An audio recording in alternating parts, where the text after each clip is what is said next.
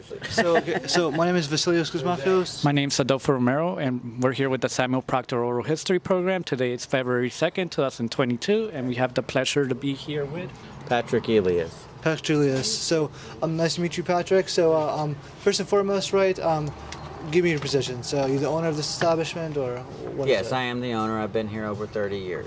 All right, and what's the name of The Florida Shell Shop. Fantastic. So you've been here for 50 years, right? What was your experience of red tide?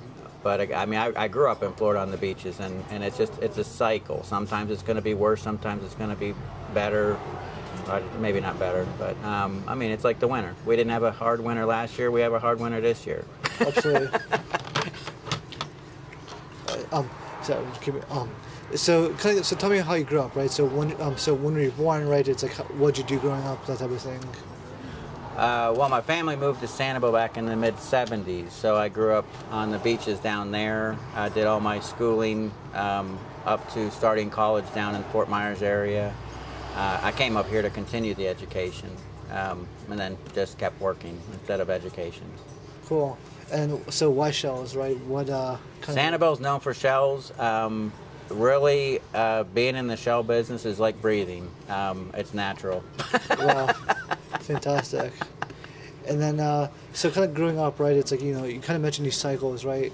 Kind of discuss how you interpret these cycles. How do you interpret these cycles, right? So. Well, as with red tide, it's nature. It's random. Yeah. I don't know that we're ever going to be free of red tide. It's a natural event.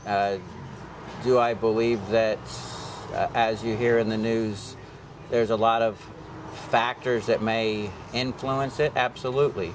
But it's a natural event. So if it's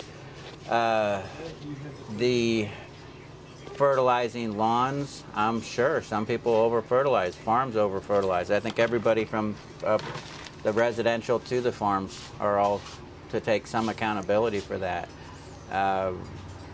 Some of the other bigger things, I don't know the name of it, but the phosphate, they tell me that's fertilizer. That's above my pay grade.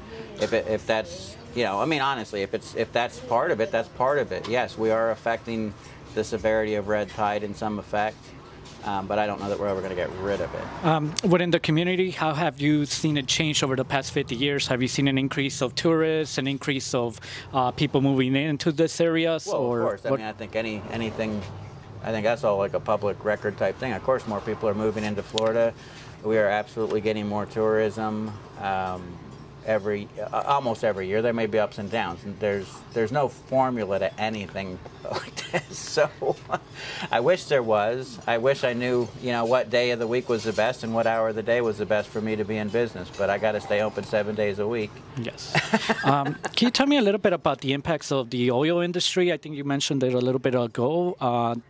How did that impact St. Pete's during the oil spills? I believe that was, like we were talking, maybe the BP oil spill.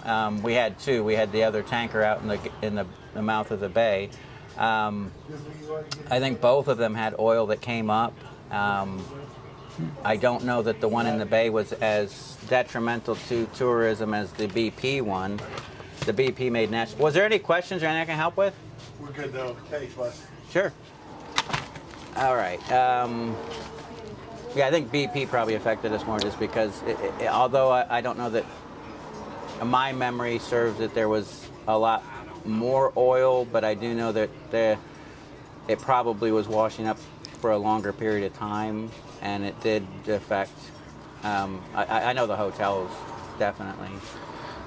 Do you get, in your business, do you get any of the seashells from the local beaches, or is it all where do you get it from? It's very rare to get the local shells, just because really nobody's doing that anymore.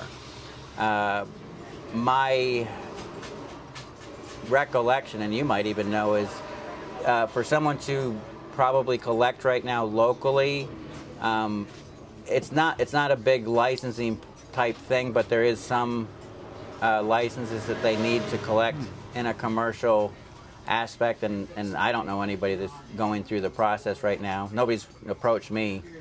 I do get the random phone call that people are here to clear out an estate of local shells, but yeah, as far as somebody currently doing it. I'm not aware that anybody's really doing it. All right. There's a sand dollar guy somewhere around here. Yeah, I think just because it's busy. Oh, yeah. So, unless you have anything more to add, I know you're busy, so I don't want to hold you up too much longer.